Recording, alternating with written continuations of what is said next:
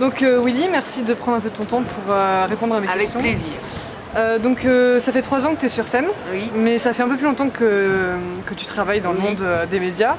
Donc ça fait presque, ça fait 10 ans, ça fait même plus de 10 ans, c'est ça. Donc tu as commencé avec RMC, TF1 entre autres. Donc comment t'en es arrivé à travailler avec des gens comme Julien Courbet et comment t'es arrivé dans les médias en fait? C'est un peu un hasard en fait, c'est un métier de rencontre beaucoup, hein. C'est énormément un métier de rencontre et de hasard.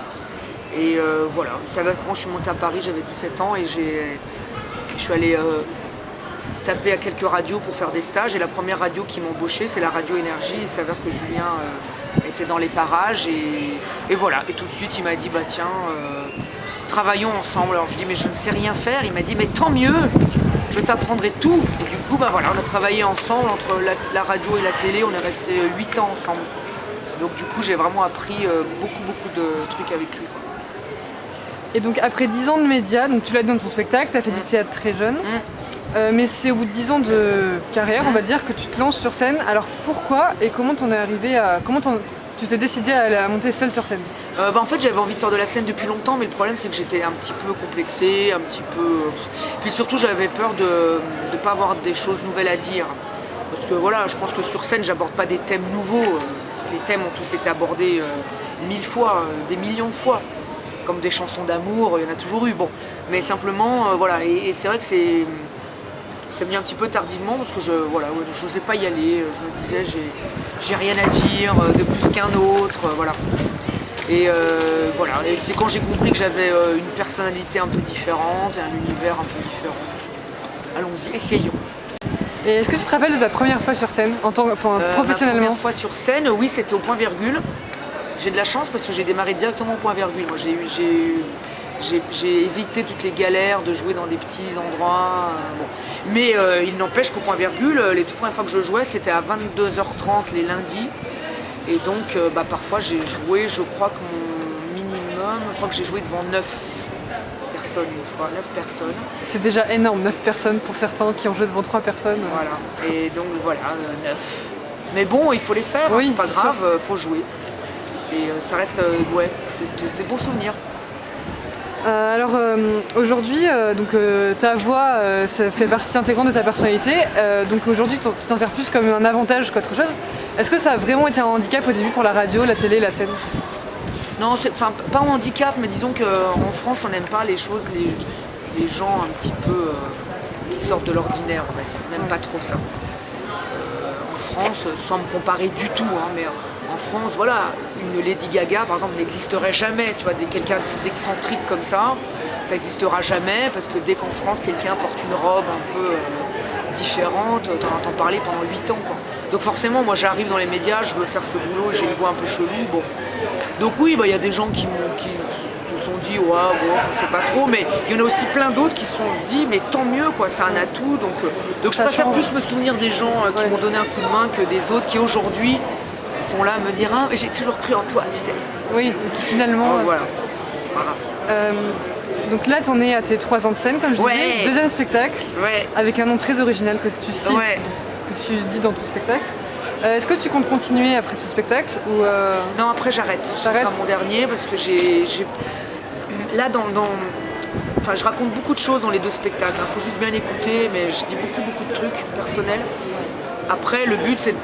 Moi, j'aime bien partir d'un truc vrai et après, d'aller... Voilà, d'exagérer le truc et puis que ce petit truc personnel nous emmène dans des trucs qu'on vit tous, tu vois. Mais j'ai peur après de plus avoir suffisamment de choses à raconter, quoi, de choses qui me soient vraiment arrivées. J'ai pas une vie là aujourd'hui qui soit vraiment qui mériterait que je refasse un tome 3 parce que j'ai une vie assez simple. Donc non, là celui-ci je pense que j'en ai encore pour 2 ans. Après en 2 ans il va encore beaucoup évoluer. Et après voilà. Et t'as pas peur que la scène te manque? Non, peut-être que je ferai de la scène autrement, peut-être que je referai une comédie musicale, peut-être que je referai peut-être du théâtre, voilà, une pièce, un rôle. Tu vois, voilà. Et justement, tu m'as donné ma transition toute faite, 1789, donc c'est la comédie musicale que tu as faite. Ouais. Est-ce que ça Est-ce que ça t'a apporté quelque chose au niveau de scéniquement? C'était vraiment génial. C'est un souvenir, mais c'est passé trop vite. Moi, j'ai joué que 4 mois, mais non, ça m'a fait du bien de jouer avec des gens, de donner la parole à des gens et puis de jouer dans un spectacle à grand budget comme ça. C'était extraordinaire. Donc non, ça m'a fait un bien fou. La comédie musicale 1789 est finie. Oui. Samedi Roumanoff va bientôt finir, Oui. est fini. C'est fini. Et pour toi, la radio, tu te diriges vers quoi? Tu as des idées? Moi, je reste sur Europe 1, je continuerai pour l'instant sur Europe, je vais faire d'autres choses. Et après voilà, moi 1789, de toute façon je savais très bien que je faisais les 4 derniers mois, puisque eux ils ont tourné pendant 2 ans, donc moi c'était les 4 derniers mois, donc voilà. Samedi Roumanoff sur Europe 1, ça a duré 5 ans, c'est bien, voilà, à un moment donné il faut aussi faire un peu de choses. La boucle est bouclée. Et Europe 1, bon, c'est un peu une radio dans laquelle je me sens très très bien, donc je vais continuer encore un peu chez eux. Alors, tes très réseaux sociaux, tu tweets, souvent sur Facebook? Ouais, je le suis, mais pas. Dans Twitter, il faudrait que j'y sois plus, hein, je le fais pas assez. Twitter m'a toujours dit, je vais pas chercher les gens.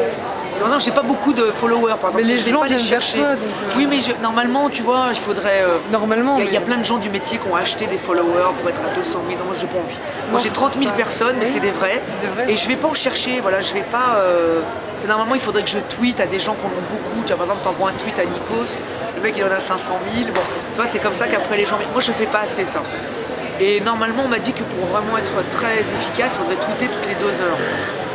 Moi, je le fais pas. J'aime bien, mais il ne faut pas non plus que ça devienne une drogue. Oui, puis après, c'est un peu pervers parce que les gens ont l'impression tout de suite qu'après on est potes. Alors c'est compliqué. Ami Facebook. Faut garder. C'est compliqué. Mais bon, c'est sympa à faire. Oui, c'est toujours un contact que tu peux avoir. C'est un contact. Moi, j'aime bien le contact. Je suis très contact. J'aime bien toucher les gens. Alors justement, sur les réseaux sociaux, tu dis très souvent que tu n'aimes pas les dimanches. Est-ce qu'on peut enfin savoir pourquoi? Je sais pas, j'ai l'impression que c'est une petite mort les dimanches. Ouais. J'aime pas de rien faire. Et le dimanche, j'essaie de m'occuper, mais le fait de savoir que, je sais pas, que tout tourne au ralenti autour de moi, ça m'angoisse. Donc, non, le reste de la semaine, tu es très occupé, alors que le dimanche... Les dimanches aussi, j'arrive toujours à faire des trucs, mais forcément moins que le reste de la semaine. Donc, non, j'aime pas, non, je déteste ça. Mais on est plein à pas aimer les dimanches. Je confirme. Alors ça, c'est une question que je pose dans toutes mes interviews. Vas-y. Alors, est-ce que tu te souviens de la première fois que quelqu'un t'a demandé une photo ou un autographe? Est-ce que tu as ressenti à ce moment-là? Tu t'en souviens pas? Je me souviens pas. Je crois que non, les premières choses que j'ai dû recevoir, c'était à la radio, mais assez vite, assez rapidement, j'ai reçu. À l'époque, on envoyait plus des lettres. Oui. Mais assez rapidement, j'ai reçu des lettres. Ouais, c'est venu assez rapidement parce que les gens étaient un peu intrigués par ma voix, tout ça, donc c'était marrant. Et ça te fait pas bizarre encore aujourd'hui de voir des gens, des inconnus, venir te demander des photos Au contraire, mais c'est super. En plus, les gens sont hyper cool. Je pense que ceux qui m'aiment pas viennent pas me voir et puis c'est réglé. Ceux qui m'aiment bien et qui viennent me parler sont plutôt cool.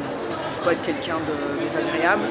Donc, moi j'ai le contact facile, hein, donc ça me gêne pas. Alors maintenant, une petite interview rapide. En fait, à chaque fois, je te donne 2 propositions. Tu choisis celle que tu préfères. Alors, attention, ville ou campagne? Ville, parce que voilà, mais la campagne c'est bien aussi. Non mais ville. Radio ou scène? À la radio, j'avoue que j'adore la radio. In ou off? Ou ici au festival? Bah oui. Bah off, évidemment. Loisel ou Tournement? Ah non, là je peux pas choisir. Parce qu'ils étaient... J'ai passé 4 mois super avec eux. Ils étaient heureux parce que je les ai fait un peu plus vivre sur scène. Bon, c'est pas méchant, mais je crois que mon prédécesseur avait moins envie. C'est vrai que le rôle était tellement fait pour lui en même temps que... Moi j'avais envie qu'on soit tous les 3. Quand on est entouré de gens qui ont du talent, c'est dommage de ne pas s'en servir. Noir ou blanc? Noir. Passe-partout ou Père Fouras? Le Père Fouras, c'est que alors c'est Père Fouras, pas Père Fouras. Hein. Pardon. Si tu dis Père Fouras, il te tue. Je suis désolée. Comme ça, on apprendra un truc, c'est Père Fouras. D'accord. Non, la première fois que j'ai vu le Père Fouras, il y a 3 ans, quand j'avais été candidat dans l'émission, mais j'étais limite en larmes. Comme si je voyais le Père Noël, je te jure, j'ai vu ah ouais, dans le Père Fouras. En plus, il est très drôle. France ou Italie? Voilà, l'Italie, j'ai mes racines, et la France, c'est mon pays, mais voilà. Non, mais l'Italie, ouais, c'est... Voilà. Zaz ou Benabar? Oh putain. Tu dois choisir un. Tu dois offrir un cadeau, Zaz ou Benabar? Un cadeau à quelqu'un que j'aime pas, Ah. alors j'offrirais Benabar. Hiver ou été? Été. Fort Boyard ou Pékin Express? Fort Boyard. Et enfin, Willy ou William? William. Bon et merci. De rien. Je te donne le mot de la fin, tu choisis un mot, tu le dis. Vas-y. Ah ça y est, je choisis le mot de Oui, la c'est fin. toi qui choisis. Fin. Très bien.